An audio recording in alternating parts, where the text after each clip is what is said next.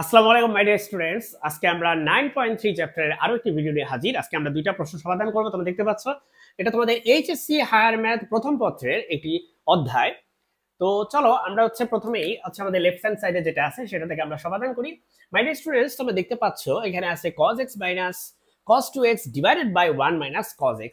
তাহলে আমরা শুরুতে এটাকে মনে মনে আমরা এটাকে y ধরে নিই। মনে মনে কেন বলতেছি, অ্যাকচুয়ালি বাস্তবে আমরা এখানে y ধরে নিছি। এখন তুমি একটি এখানে তুমি শুরু করতে পারো ডিফারেন্সিয়েশন, কিন্তু এই কাজটা তুমি করো না মাই বয়।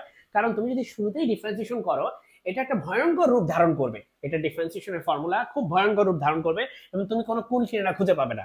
তাই আমরা এটাকে একটু সিম্পলিফাই করি। চলো মাই ডিয়ার স্টুডেন্টস, তুমি পাচ্ছ এখানে y, এখানে হচ্ছে cos x মাইনাস তুমি cos 2x কে কি লিখতে পারো, দেখো মাই বয়, cos 2a ইকুয়াল টু হতে পারে cos square a minus sin square a। ঠিক আছে, cos square a minus sin square a। তাহলে তুমি এখানে লিখতে পারো cos 2x মানে হচ্ছে cos square x minus sin square x। আমরা ত্রিকোণমিতির এই ফর্মুলাটা ইউজ করছি, divided by 1 minus cos x।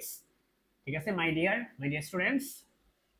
এখন দেখো ডিয়ার স্টুডেন্টস, উপরে আছে cos x, আর এখানে তুমি এক কাজ করে তুমি মাইনাস দিয়ে গুণ করে দাও। মাইনাস দিয়ে গুণ করলে এটা হয়ে যাবে মাইনাস cos স্কয়ার x, এটা হবে plus sin square x divided by 1 minus cos x।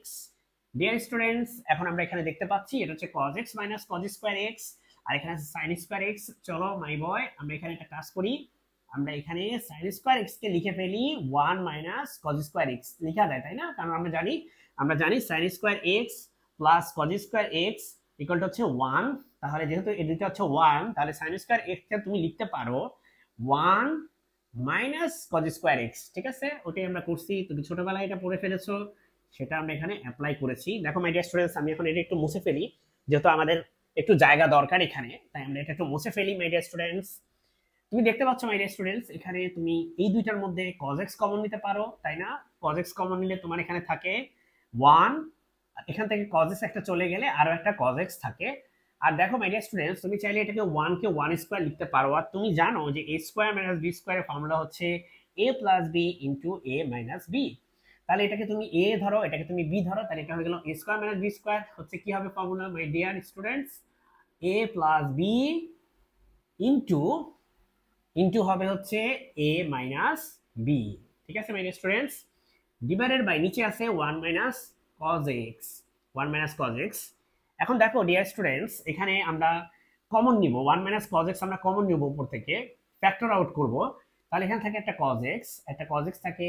আর এখানে যদি তুমি 1 মাইনাস cos x কমন নিয়ে নাও, তাহলে তোমার থাকে 1 প্লাস cos x।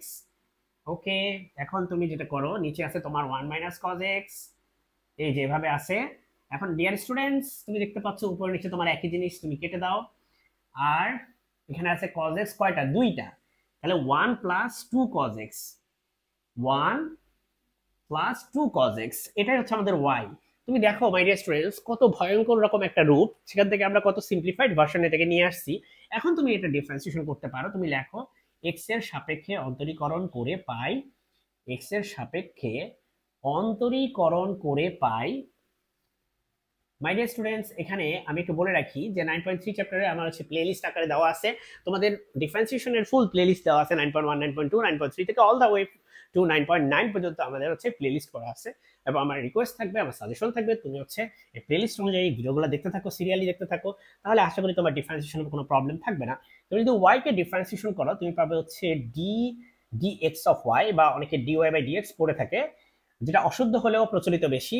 1 কে তুমি ডিফারেন্সিয়েশন করলে পাবে হচ্ছে 0, কারণ কনস্ট্যান্টের ডিফারেন্সিয়েশন সবসময় কি হয় মাই বয়, কনস্ট্যান্টের ডিফারেন্সিয়েশন অলওয়েজ হয় 0।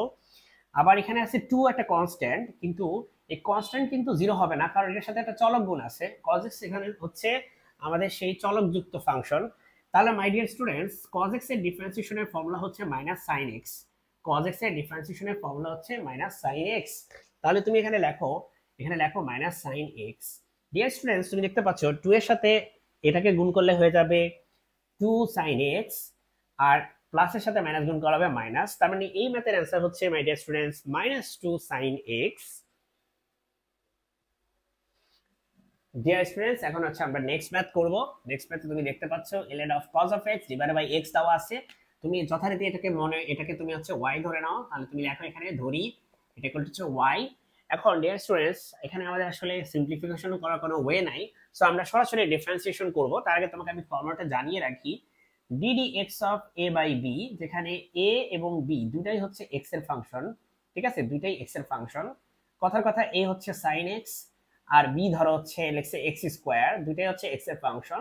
যদি এভাবে থাকে তাহলে দেখো ডিয়ার স্টুডেন্টস, তুমি এটা লিখতে পারো নিচে হবে বি স্কোয়ার, উপরে হবে b into d D x of a minus a into d D x of b. এবার তুমি লিখতে পারো।